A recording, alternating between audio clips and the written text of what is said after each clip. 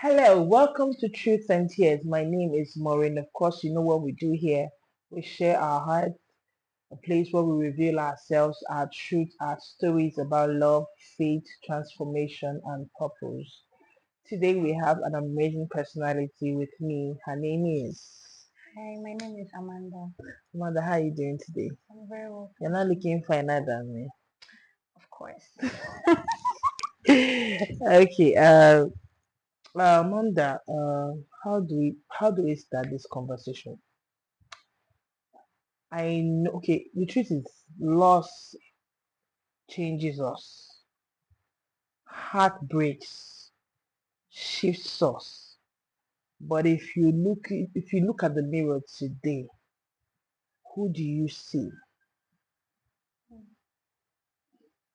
This is um this is gonna be very hard for me, but looking at myself in the mirror, I see a lady who has gone through fire and came back with a lot of wounds which I'm still healing from. But I'm just seeing a woman who has gone through a lot and is still standing here. That's who I see. Do you ever feel like you are reintroducing yourself, like you are meeting a new version of yourself? Yes, I do. I feel like I'm trying to become a new person, become a better person because and they say loss does a lot of things to you. And the loss I experienced last year made me to go back to the drawing board and I had to go back and rewrite myself because I realized that I got a lot of things wrong and the loss also drew me closer to God. So I had to go back and refurbish, bring back another person. Talking about losing someone, you lost your father. You said Yeah. uh, there is the father the world saw, and then there is a father you knew. If you could describe him in one sentence, Hmm. what would that be? He was a very good man. That's one sentence I can use. A very good man. A man of purpose. He was a man of purpose. Yeah. My dad was, it felt like I built my whole life around my father. Everybody knows I love my dad so much. Like, I don't play about him. He was, at some point, I think I saw him as my everything apart from God. I saw him like someone who would plan my life for me because it felt like with him I had my life all planned out. But when he left, I had to start picking myself back together again.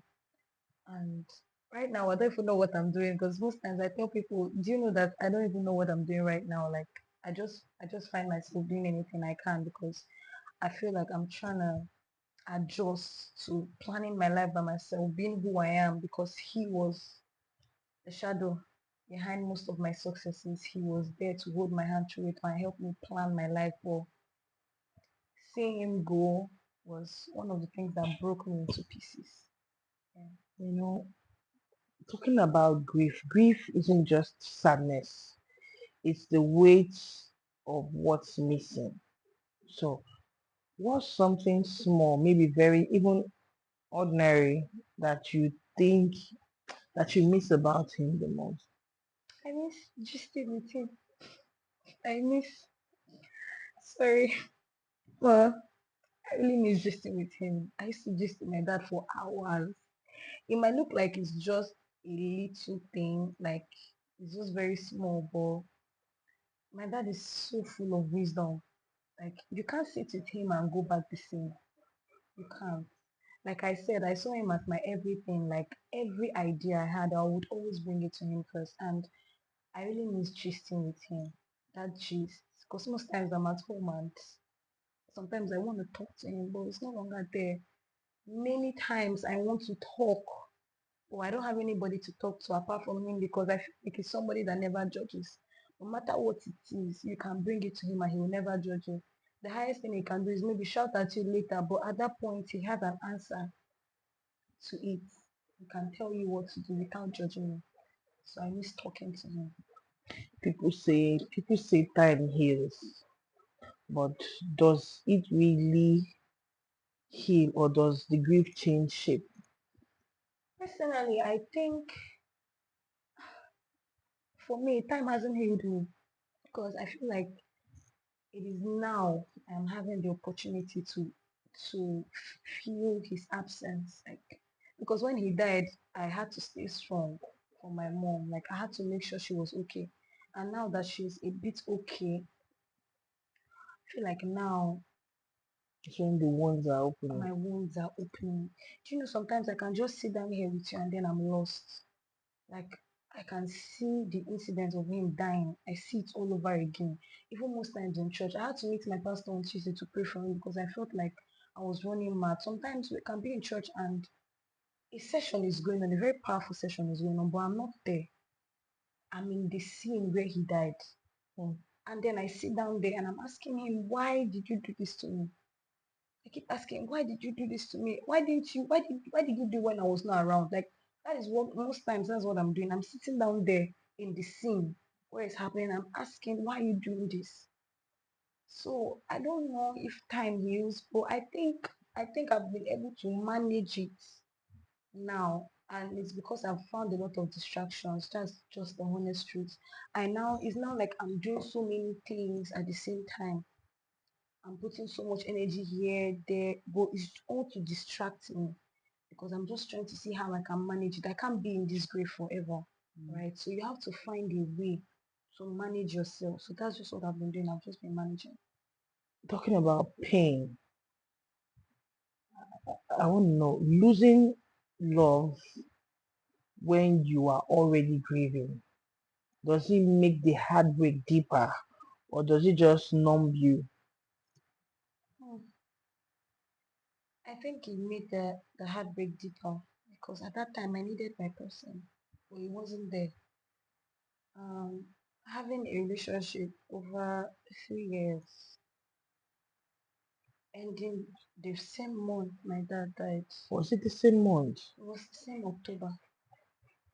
The same month my dad died, my relationship ended. There are so many times that I needed my person, but he wasn't there. I couldn't reach out.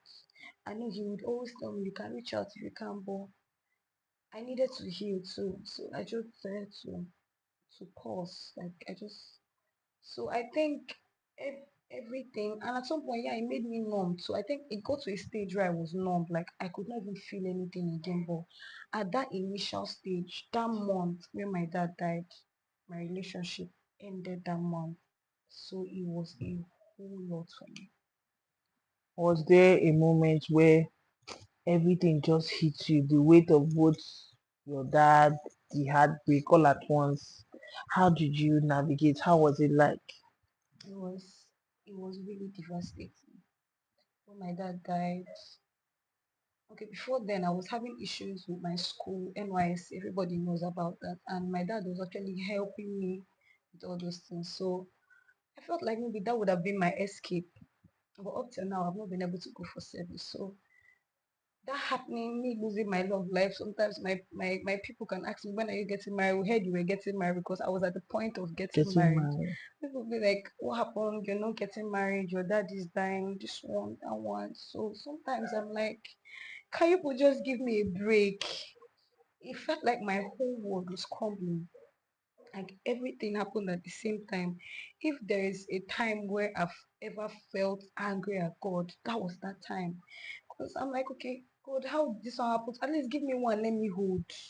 Let me know that, okay, if this love is not working and my dad is dead, let my career also work.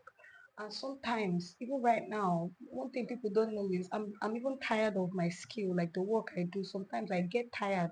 It's just now that I'm trying to pick myself back up again. I'm trying to just for the whole thing was just a lot on me.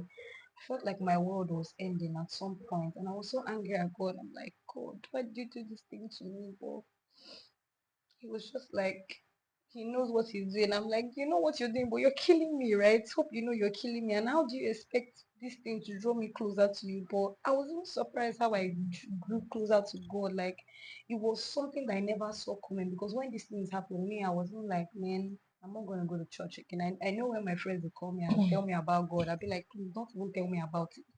Because how do you see somebody on Friday night? You talk to this person, he's okay, he's not sick, he never had any headache, and then the next morning the person is dead. So that alone is another trauma on its own. Because up till now, I'm still. Yesterday I was in my dad's room and I just sat down there and I was like, my dad is gone. I sat down there, I was like, my dad is gone. It's still surreal because I wish he was sick. Maybe I will prepare my mind for what is coming. But there was no sign. This person was not sick at any point. And then the next morning, you just say, my head, my head, my head. And before we could get to the hospital, you're gone. I sat down there and I'm like, how?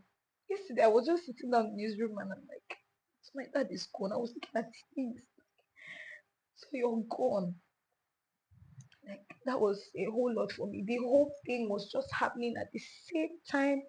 My dad dying, me not being able to further my education, going to school. We had big plans. Yesterday, I was just sitting down in the room. I said, we have plans. Oh, we had plans. Okay, how do we go? How do I go about it? Because right now I feel like I'm alone. That's what I feel. Since my dad died, one thing that has never left me is loneliness. In as much as I'm with a lot of people here, I feel very lonely because I lost friends, Mm. I lost love, I my school issues were going on, and I lost my dad. My finances still drowned in that month because at that point you're bringing money for everything, like everything happened to me at the same time. So loneliness is something that hasn't left me until now. Heartbreak teaches us so much. Things we want to learn, things we don't want to learn. What's something, tell me something that this season of your life has taught you. God, it taught me the power of God, how God can be with you. And when it comes to relationship, I'll still go back to God, because I feel like there were some decisions I made out of my own that if I pray to God about it, I won't have made those decisions I made now. And if I was closer to God then, there were things that I won't have done. There were people I won't have even gone close to. Both friends, I won't have gone close to them. But at this season in my life where I'm now drawing closer to God, I'm now seeing the mistakes I made then. I won't have done these things. And when it comes to relationship, there is one thing that I've also learned: do not build your whole life around someone. Don't do it. You will regret it. Because when that person is gone, you have to start all over again. Because that also happened to me. Right now, I'm starting all over again because I built my whole life around this person. I built my whole happiness. That if this person is not happy, I'm not happy. If the relationship is not going well, I'm always depressed. That I went back to self-harming myself. So I would always advise women, don't revolve your life around a man. When it comes to your life, let him match up with what you built for yourself. Build a life that when he comes, he's going to look into it and say, okay, how do I catch up with this girl, and not to conform you into his own world. So that's one thing I've learned. And even right now, when I see a man doing that to me, I can easily spot it. Mm, And I can say, no, no, no, I'm not doing this again. mm, mm, mm. So navigating, moving forward, your father is not here anymore. The love of your life is not here, but you're still here. I'm still here. So how are you finding your way through? Truth be told, I'm still finding my way through it. And I feel like it's still, I'll still bring everything back to God. These days, I find myself just praying to God for direction and the way He's been leading me. is something that I can't even explain. And I'm also grateful for the gift of Dominion City. They've actually shaping my mind, helped me to navigate through life, both in the spiritual aspect and even in the physical aspect. They're helping me. So now I developed the habit of reading books this year. Entering into this year, I told myself I was going to read at least one book every month to enlarge my mind, Mm. improve my vocabulary, and also help me to grow spiritually. So I think these things, and then self-development, personal development, consciously developing yourself has helped me. I've attended classes. I've also been under mini therapy on how to make my life better. And I am intentional. The thing is, you just have to be intentional about it. Mention. I am very, very intentional about my growth right now because that's all that matters to me. So that's just how I'm navigating through life. Praying to God, asking God for direction, reading books, thinking about things, how to expand my world, how to build capacity so that I'm get prepared for the next level. If your father could say something to you right now about your healing and your future, what would you think he would say? He'll tell me take it easy because I know even while he was alive, he keeps telling me you expect too much from yourself. Mm. Take it easy. And I feel like it's still in play, but I know right now he'll tell me your healing journey, take it one step at a time. And he'll tell me, um, relax, everything is gonna work out. Because those were always his words. He feels like life can't get that bad. He's Mm. always positive. Life, you know, get us in one bad reach. He'll tell you, you know, get us in one bad reach. Mm. We must find a way. Mm. And he always comes to my dream to tell me that relax, you're gonna find a way. You find a way out of this. So Mm. that's just Okay, let me take you back. Talking about love now, you know the heartbreak thingy. Do you see yourself loving again? And does that excite you or scare you? mm, I see myself loving again, but it scares me. Mm. It really scares me because I don't know what to expect this time around. Mm. And sometimes I feel like maybe I might be too careful. Next time I fall in love, I'm gonna be very, very careful. So I see love coming, but I think it scares me because I don't know what to expect. I don't know what intentions they might have towards me. And I don't know if anybody will be able to fit in to Amanda right now because Amanda right now has built a lot of standards. She's built value, capacity. She's a new person. So anybody coming now has to come correct, both emotionally, because Um, my emotional intelligence which is is very, very very high, high. yeah. So when I see something, I know. When I see something wrong, I can spot it from afar. What do you tell someone that is going through heartbreak and grief at the same time? It's going to get better. It gets better.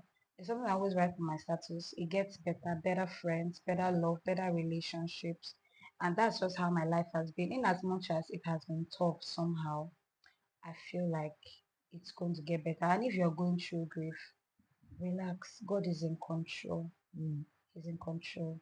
He said he's gonna give you beauty for ashes for those who mourn. So there is beauty for ashes for those who mourn. Just grieve. Take your time. One thing I would advise, don't act like you're strong. Cry if you have to, because I think that was what it didn't help me because I was always trying to be strong. Then it got to a point where if I want to cry here, you will not even be able to hold me. I can just lock the doors when everybody's not at home and I'm inside. I will cry and it gives me headache. Sometimes I might fall sick. So cry. If you have the time now, just cry. Let it out. Grieve well. Don't let anybody tell you be strong. Hold yourself. Don't hold yourself. Yes, cry with control, but don't hold it back. Grief, miss that person. There's nothing wrong with grieving over somebody that you love. There's nothing wrong with missing someone. Even when it comes to love, take your time, relax, heal, and everything will fall in place. What's one thing you didn't know about yourself that before all this? Hmm. Before all this, I didn't know that I had a lot of gifts spiritually. I was not paying attention to my spiritual gifts. I didn't know that I could see things, like God could reveal things to before me they happen. before they happen. Because okay, yesterday I had a dream where my mom went for a meeting and she was poisoned. Nobody told me in the house that there was a meeting fixed already. So in that dream, I laid hands on my mom and she came back to life. She died, and my brother was already going to buy the coffin. But I called him. I said, "Don't do that. I'm coming now." So maybe in the morning, I told her, I said, "Mom, look at the dream I had." My mom said that she didn't want to tell me that there was a meeting on 18th of April. I said, "You're not going because God has already." And these days, when I wake up, it's like God is revealing people's true intentions to me. I can be talking to a guy now, and then you come to the dream and you will tell me what you want to do to me. And I'll be like, God, what are you trying to do? Yeah. So I didn't know I had spiritual gift. And another thing is I didn't know that I could speak this fluently. Then I used to be so shy about talking. But I think this thing now brought out some kind of boldness in me. I Mm, can bring out my phone now and then I'm talking. Even when we're doing the fairs in one of the courses I was in, the way I was so bold. Even my tutor was like, "You're very, very bold." I'm like, I didn't even see this coming. Speaking and also computer skills is something I didn't know I had. But I had to develop it because before my dad died, I've been praying to God. I said, God, I want to discover more to myself other than this cake I'm baking. mm. I want to know there's something. I know that this girl is a huge brain box, but I want to know what are other things. So computer was one thing that came in. So now I'm into tech. I'm learning data analysis. So I'm now discovering myself a lot of gifts. I'm blessed.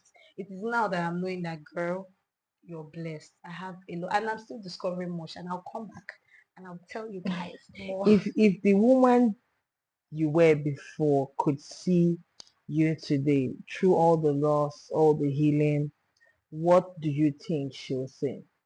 She'll be crying. How? She will cry. She'll say, "I we wish we knew. We wish we knew." Because a lot of mistakes I made when I was younger, 100 level, 200 level, 300 level. I made a lot of mistakes in my life. I treated my life like there was nothing there. So the things I know now, sometimes I'm like, I wish I knew these things then. So many things won't have happened in my life. So I think she should be crying right now and saying, if we knew, but she should be happy that I got it right now, other than getting it right maybe when I'm older or maybe when I've had kids and then my kids are not struggling with me. So she should be crying and also saying well done at the same time. Share with us one truth you haven't told anybody. Hmm. One truth I haven't told anybody. I battled with depression. Okay, I think I've told you. I think you're the only person I've told. I battled with depression, but you didn't know I was self-harming. I saw a movie where a girl was feeling bad and she started cutting herself. So there was a time I fell into depression and I started cutting myself. I was cutting my hand. Sometimes I'll cut here. Sometimes I'll open holes in my hand. Sometimes I'll burn myself. I'll light fire and I'll burn myself. Was it paining you? It was paining me, but I was enjoying the pain because I saw myself as a failure. So I was doing things to myself so that I can punish myself for what I felt. So I would light fire, I would burn my hands. Sometimes my mom will ask, why are you having injuries? But they don't even know. I will lock myself in my room and I'll start torturing myself, self-torture. So that was one thing I know I battled it until God delivered me from that thing. And even when I was in my previous relationship, I noticed that I was going back to it. But God saved me and then I stopped. Wow. Whew. It's huge. Well, thank you so much, Amanda, for sharing. I'm glad that you're on a journey of healing and self-discovery. One good thing is that I like the fact that you didn't allow it to define you. You Yeah. didn't stay in your mess. Rather, you picked yourself up, dust yourself, and you're back up again. Even if you fall 7 times, stand up 77 times. Sure, I You will. understand? So I want you to know it's okay to fall, but Yeah. don't let us see you stay there. If you are concerned with what people will say, it's okay for them to talk, but don't let them change your story. Don't stop somebody from beginning a story about you. But make sure that before the person ends the story, they will change their topic. Thank you so much, Amanda, for Thank sharing. you. So guys, keep sharing, keep commenting, keep subscribing. If you have a similar story, do not fail to drop a comment or reach out to us. Yeah. Till I come your way again. Bye. Bye.